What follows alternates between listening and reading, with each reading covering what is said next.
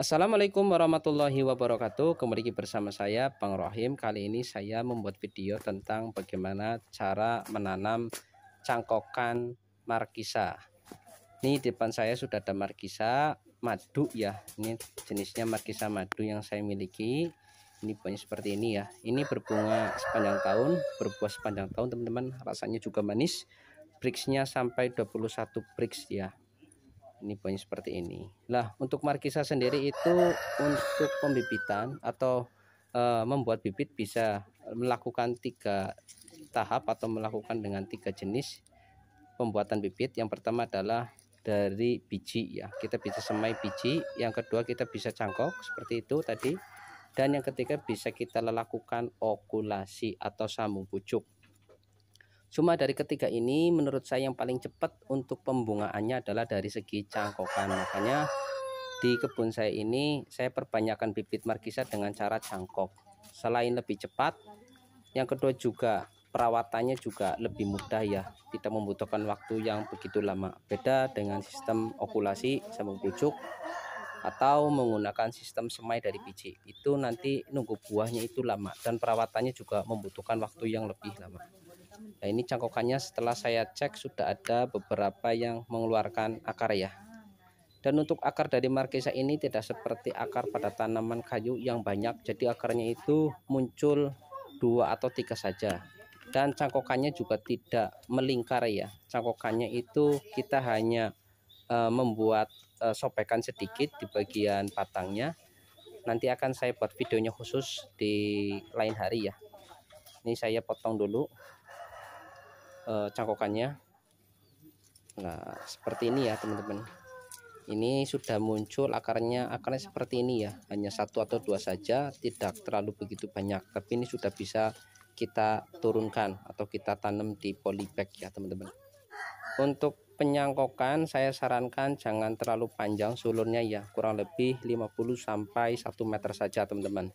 Karena apa, nanti kalau kita tanam di polybag biasanya keberhasilannya itu yang pendek. Kalau yang terlalu panjang biasanya mati ya. Ya karena terlalu stres. Mereka butuh unsur hara yang banyak, butuh makanan yang banyak, sedangkan akarnya baru sedikit. Jadi ini saya cangkok kurang lebih antara 50 cm sampai paling panjang 1 meter teman-teman. Dan memilih batang yang sudah lumayan besar ya, atau agak kaku sedikit. Untuk media tanam sendiri saya di sini menggunakan pupuk kambing ya, dari kotoran hewan kambing yang sudah terfermentasi dicampur dengan sekam teman-teman. Perbandingannya 1:1. Dan untuk polybagnya sendiri saya menggunakan ukuran kecil, ini kurang lebih 9 cm persegi ya teman-teman. Segini aja juga cukup, atau teman-teman pengen tanam di polybag yang besar juga tidak apa-apa. Setelah itu kalian juga harus sediakan tempat ajir atau lanjaran buat nanti penempatan pada bibit markisa kita. Jadi agar tanaman markisa itu tidak patah ya teman-teman. Jadi kita siapkan tempat untuk rambatannya. Di sini saya sudah menyiapkan rambatan 3 itu ya teman-teman, bisa kelihatan. Bisa menggunakan bambu atau kita rambatkan saja di pohon juga bisa, tidak masalah. Yang penting ada tempat untuk rambatannya. Lanjut kita bongkar plastik cangkokannya ya teman-teman. Untuk media cangkokan sendiri saya menggunakan tanah ya teman-teman. Menggunakan kokopit juga bisa, nggak masalah. Tanah bisa, kokopit bisa. Dan ukuran cangkokannya tidak boleh terlalu besar ya teman-teman, kecil saja, karena kalau terlalu besar biasanya nanti akan patah ya atau rusak. Setelah itu, setelah dilepas kita masukkan ke media polybag dan kita campur dengan media kotoran kambing dan juga sekam yang sudah difermentasi. Kita masukkan sampai menutupi perakaran ya. Untuk kedalaman sendiri kurang lebih 5 cm teman-teman.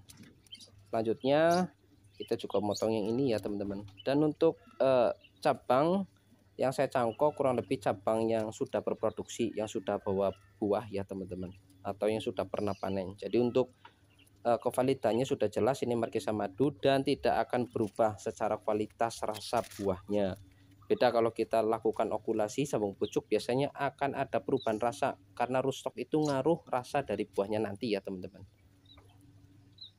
Di sini saya rambatkan ke tiang ya teman-teman. Ini tiang yang terbuat dari pohon murbei ya.